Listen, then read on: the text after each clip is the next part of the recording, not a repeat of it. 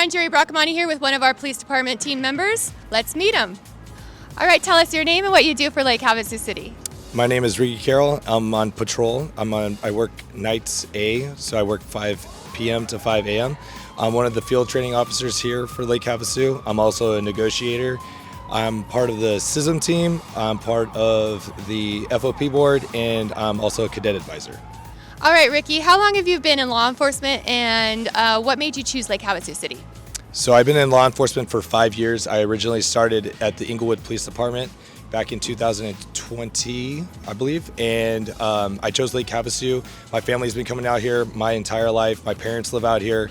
My wife's parents live out here, so it just made it very, very easy, and I really love this community and you know, being part of something great.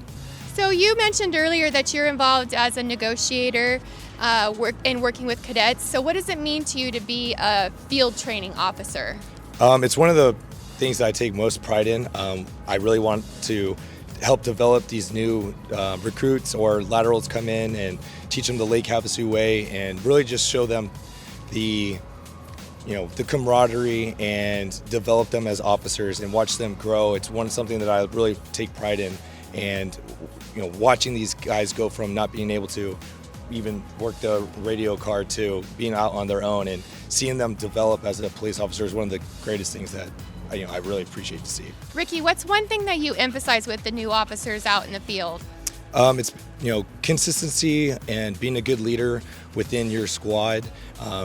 Being a team player, always making sure that you can go out and help other officers. You don't want to be the guy that looks out for himself, but to really focus on this team and the squad and what the community needs. And if you see somebody that needs help on the side of the road, stop your vehicle and talk to them, see what they need. If you see somebody walking down the street, just get out of your car and talk to people.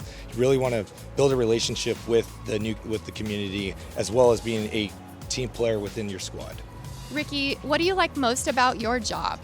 So what I really like is I like to be an example in the community. I like to go out and, whether it be with the cadets, try to mature them as young teens to adults to be police officers and be role models within the community. I also like to be a leader within my squad. I do my best to just be a team player, go out and try to see if someone needs help, try to make that the best that I can, and really just to be a role model and to serve the community, help anybody that needs help, and just do the best that I can. All right, Ricky, well, a little birdie told me there's something about you that everybody needs to know about. So do you have anything you want to share? Any past leadership experience out there? So something that not very many people know, unless you know me, then you know that I'm a diehard Miami Hurricanes fan. That is because I attended the University of Miami back in 2012 and 2015, and I actually played football for the Miami Hurricanes. I was not a starter, but I did play for the Miami Hurricanes. I was a punter. Fun fact is, I did run down on kickoff one time as a punter, and it was absolutely the scariest moment of my life.